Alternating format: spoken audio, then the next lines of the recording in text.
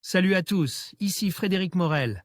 Bienvenue sur ma chaîne dédiée à la science et aux découvertes scientifiques. Si vous êtes passionné par l'exploration de notre univers et les avancées scientifiques, pensez à vous abonner.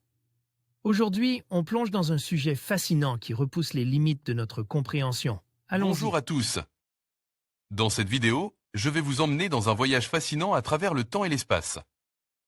Nous allons explorer le phénomène incroyable des supernovas, ces explosions stellaires qui marquent la fin de la vie d'une étoile. Récemment, des astronomes ont réussi à remonter le temps jusqu'à l'instant même où une de ces étoiles explose. Je vais vous expliquer comment ils ont fait cela et ce que cela signifie pour notre compréhension de l'univers. Préparez-vous à découvrir des révélations étonnantes sur ces événements cataclysmiques et leur impact sur notre cosmos. C'est parti!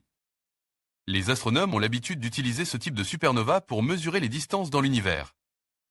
Mais c'est dans un tout autre objectif qu'ils se sont intéressés à la supernova SNR 0519 en particulier.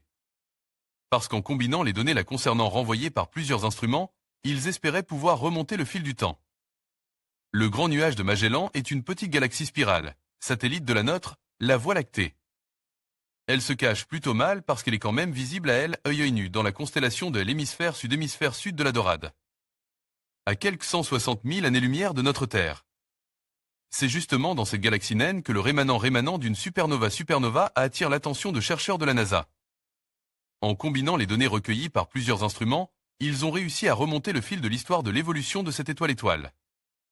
Les astronomes savent depuis bien longtemps que cette supernova, connue sous le nom de SNR 0519, a été produite par une naine blanche comme celle que finira par devenir notre Soleil dans 5 milliards d'années.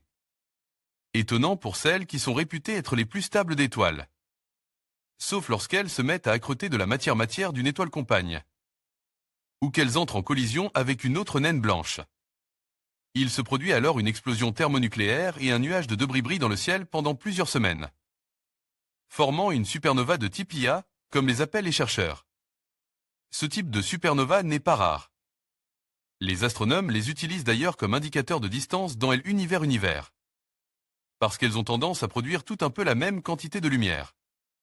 Ce qui signifie que, si une supernova IA nous apparaît plus faible qu'une autre, c'est qu'elle est plus éloignée de notre Terre. Ici, la décomposition de l'image de la supernova SNR 0519. En haut, les rayons X de basse énergie, puis ceux de moyenne énergie et ceux de haute énergie. Et enfin, l'image dans le visible. X-ray, NASAG CXC GSFC, BJ Williams et al. Optical, NASA et ESA STECI les données de plusieurs instruments.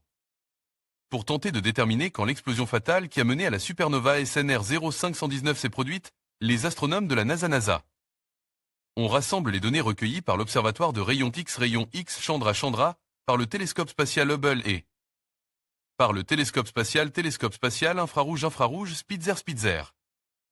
Pour une lecture plus accessible, ils ont coloré les rayons X de basse énergie en vert, les rayons X de moyenne énergie en bleu et les rayons X de haute énergie en violet. Lorsque ces rayons X se chevauchent, le rendu apparaît blanc. Les données optiques sont, quant à elles, colorées en rouge.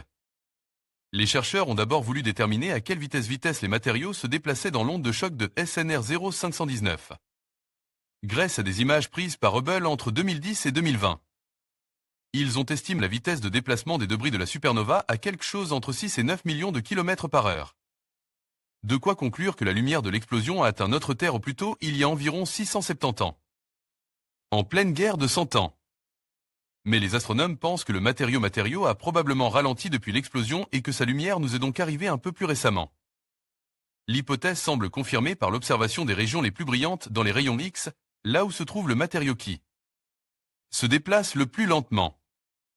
Alors même qu'aucune émission X n'est associée au matériau qui se déplace le plus rapidement. Une partie de l'onde de choc a donc dû s'écraser dans un gaz dans s'entourant la supernova, la faisant effectivement ralentir. En conclusion, cette incroyable découverte nous permet de plonger dans le passé et de revivre l'explosion d'une supernova, un événement cosmique qui a marqué l'histoire de notre univers. Grâce aux avancées technologiques et aux efforts des astronomes, nous avons pu remonter le temps et mieux comprendre les mécanismes qui régissent ces phénomènes fascinants. Cette recherche ouvre de nouvelles perspectives sur la formation des étoiles et l'évolution de notre cosmos. Restez curieux et continuez à explorer les merveilles de l'univers.